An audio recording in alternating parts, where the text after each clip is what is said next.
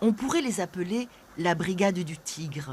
Depuis le milieu de la nuit, leur mission consiste à éliminer les moustiques potentiellement vecteurs du chikungunya grâce à des pulvérisations d'un insecticide identique à celui utilisé dans les prises électriques à usage domestique. Un traitement hyper localisé, 150 mètres de rayon, correspondant à la zone fréquentée par le touriste varois contaminé de passage dans la région ces jours derniers. Ce moustique vole très peu en fait. On dit qu'il est casanier. Une fois qu'il est installé dans une maison, il a tout ce qu'il faut, donc il va pas se déplacer, il va rester sur place.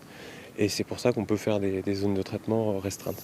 Pour qu'une résistance se développe, il faut vraiment qu'il y ait des traitements soutenus en permanence. C'est ce qui s'est passé dans des zones où on a soit essayé de l'éradiquer, soit on a traité en routine.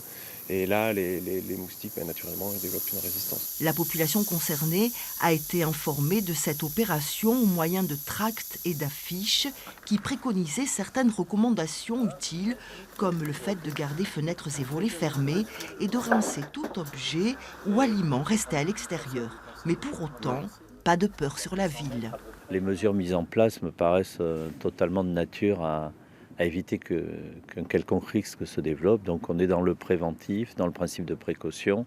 Et non, il n'y a pas particulièrement ni d'inquiétude, ni à mon avis de risque. Particularité du chikungunya, c'est une maladie à déclaration obligatoire. L'Agence régionale de santé, en charge de l'enquête épidémiologique, permet de retracer le parcours de la personne contaminée.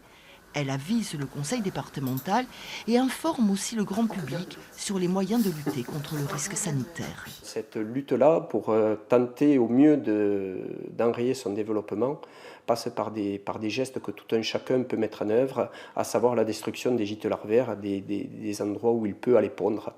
Alors ce sont par exemple des soucoupes remplies d'eau sous les pots de fleurs, des jouets qu'on peut laisser traîner, des pieds de parasol remplis d'eau. À ce jour, les 5 départements aquitains sont toujours placés en niveau 1. Cela signifie que le moustique tigre est installé de façon durable et continue dans la région.